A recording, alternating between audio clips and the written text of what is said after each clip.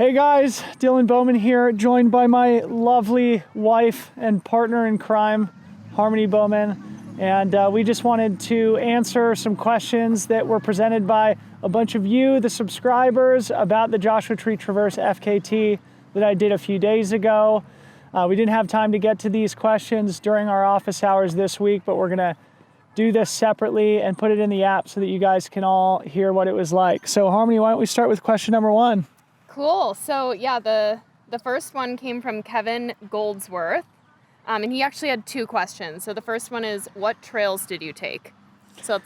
This is an easy one. It's the same trail the whole way. I think it's called the California Riding and Hiking Trail. It's well marked the entire duration of the 37 miles.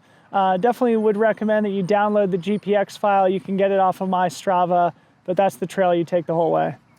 Okay, and his second question was, did you see any tarantulas or scorpions? Thank goodness I saw neither a tarantula or a scorpion. I think if I saw a tarantula, I would completely freak out. Yeah, I'm glad I didn't know they were there when we were in Joshua Tree. Same. Okay, Kobe Peterson asked, was the route easy to follow? Like I said, yeah, the route is very easy to follow. You're on the same trail the whole time. And basically every trail intersection, there is a sign indicating which direction you should go. There were 2 or 3 times where I pulled my phone out, looked at the Gaia GPX file that I had downloaded on my phone just to make sure I was going the right way. But for the most part, navigation is super easy. Okay, KSailor2, that's the Instagram handle, asked, did you scout the course ahead of time? I did not. And again, you know, the navigation was so easy. I was really surprised how little route finding there was on the course. So I was able to show up that day, completely on-site it without any knowledge or experience on the trail, which is unusual. So if you look back at the Wonderland Trail FKT that I did last year, I did do the full route ahead of time, and it was 100% necessary that I did that. But for Joshua Tree, that wasn't necessary. And from a crew perspective, it was really nice because Ryan Thrower, who was there to take video and photo of Dylan, had done it before, so he knew where we could go for halfway to do the kind of supported crewing stuff. But that was about all you had. Good point. Neighborhood Leopard 79 asked, how long has this FKT attempt been on your radar? Not long at all. I think the idea came into my head just maybe a week or two ago. And thanks to the FKT message board, it was really easy for me to figure out what the standard was, to figure out where the route was, what the challenges were. And for that reason, I was able to do it on very short notice. Cool. John Brown, DPT, asked, what's your taper week or weeks like prior to an FKT attempt? So not sure if you could just make it specific to this one. Yeah, so specific to this one, there was no taper.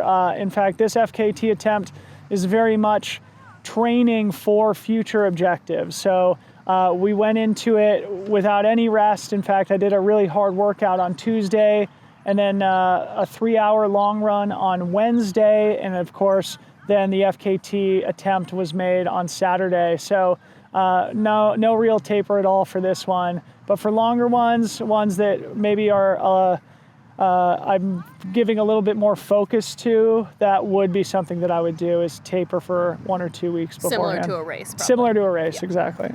Okay, the next one, Dylan, I don't know how to pronounce the last name, I think Leung. What were the conditions like when you set your FKT?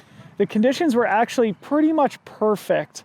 I had glorious sunshine, but cool weather the whole time. And of course, Joshua Tree is known for being a very hot, dry place. And luckily for me, it was not a hot day. I would say the only real challenge that I had with the conditions was the wind. In some sections, you do get a very strong headwind, but that also means that in some other sections, you get a nice, strong tailwind as well. The one thing I do remember that was challenging was the sandy section, the last 5 miles, and I was getting a pretty nasty headwind that entire duration. So overall, the conditions were great for me to go fast. Okay, we have another leopard asking a question. This is Trail Leopard 79.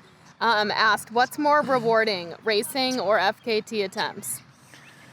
I think they're each special in their own way. I love racing. I just love being social. I love gathering with human beings, and I miss it desperately. But FKTs are also really fun, to have the solitude, to be pushing as hard as you can in a place like Joshua Tree where you'll never be able to host a race event is a pretty special experience too. If I had to pick one or the other, I think I'd probably pick racing, but man, I'm happy I don't have to pick between the two. Jason Hardrath asked, how did you mentally or geographically break down the effort? Or like, what was your favorite section kind of? Yeah, I think breaking down the effort is an interesting thing to talk about because the first 15 miles or so are the hardest part of the FKT or of the route. And so it's really important if you are trying to go fast to moderate your effort in those first 15 miles. And if you do that appropriately, the last 20 or 22 miles are very, very fast. So the first 15 miles is still very runnable, but you have 2/3 of the climbing over that section. And you have most all of like the twisty turny technical stuff in those first 15 miles as well. So if you arrive at about 15 or 16 miles feeling fresh, the rest of the route you can really move fast. In terms of my favorite section, man, I would say just after leaving the Ryan campground where I received aid from you climb up for a couple of miles and then you just run for several miles in this super wide open expanse of desert with beautiful Joshua trees everywhere. But the whole route is really spectacular. And the next person, 43% burn, asked, how did you go about your pacing strategy, which I feel like you kind of just addressed. Yeah, I would just reiterate what I said before, in that the first 15 miles are the hardest part. So if you pace it appropriately, you can really move fast in the second half. Yep. Cody Jett had two kind of general questions about the effort. The first one was, how difficult is it to go from forest running like the Wonderland Trail to desert running in somewhere like Joshua Tree? I think this goes back to the fact that I think I had pretty ideal conditions. I'm not somebody who runs super well in hot desert environments for the most part, so I'm really happy that it wasn't a hot day because I think that obviously would have slowed me down significantly. But it was hotter in Wonderland. It was much hotter at the Wonderland. I mean, that was a learning from that FKT. 100%. Pick That's a day great, weather-wise for an FKT. That's a great point. Yeah, pick the right day with the right conditions. I think we accidentally did that with the Joshua Tree Traverse, but it did contribute to me being able to run pretty fast. Okay, so his second question was, your last FKT only lasted a handful of days. How difficult was it to go for this one? Yeah, I still have a little PTSD from that, but I mean, it was all well and good. It's all fair in sport and competition. I hadn't gone for any other FKT since the Wonderland. I hadn't raced since the Wonderland. So it just felt really good to push hard again. And yeah, I think the difference is that I really did feel like I ran really well and really smart at Joshua Tree. I didn't really feel that way after the Wonderland. So even if the record is broken in a few days, I feel like I got the best out of myself. Yep. Okay, so the next set of questions kind of revolve around nutrition. Some of them are a little redundant, but we'll go through them. They're probably pretty quick. So Carlos Chavaria asked, what's your pre-run nutrition preparation? So what did that look like? And you could just, think about breakfast or something. Yeah, I think, breakfast that morning was just a couple pieces of toast with peanut butter and banana, some coffee, a Red Bull, and we were ready to go. Ben Cook said, how much fluids did you carry? I carried 3 half-liter soft flasks at each section. So at basically the halfway point, I received resupply. I met Harmony and Ryan and got refilled my bottles. And drank a Red Bull. So I started with 3 500 milliliter soft flasks, basically drank all of those in the first 19 miles, refilled all 3, and drank them all again before the finish line. So I guess that equals 3 liters of water I drank in 4 hours and 15 minutes. Okay, Tom the Runner said, how often are you stopping, if at all, and what's your top fuel source?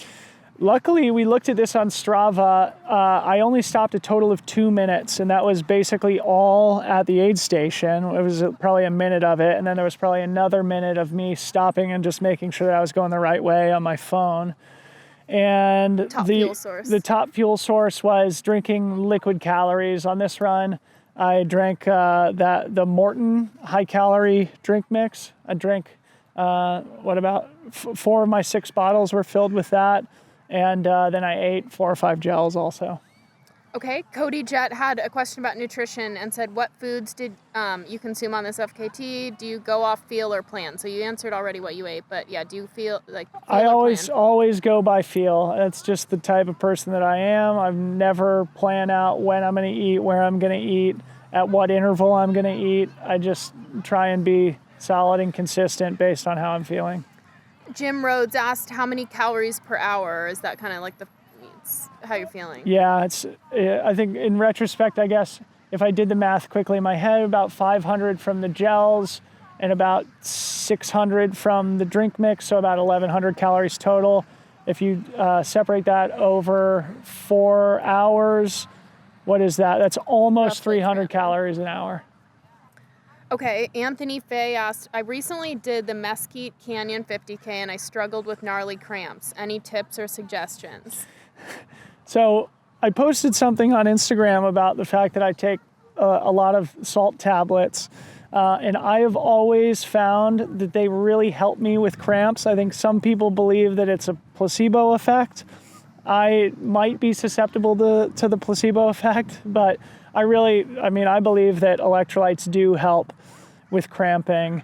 And so I take salt tablets liberally. And I also like products. I didn't use Scratch Labs, but I like products like Scratch Labs that are drink mixes that are high electrolyte.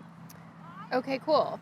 And then the last question here is from Dan Davis. It's a longer question, but it basically boils down to caffeine. And do you use it in your training? Does your Pure have it? And kind of like how much do you employ caffeine on long runs or FKTs? So basically yes. Caffeine.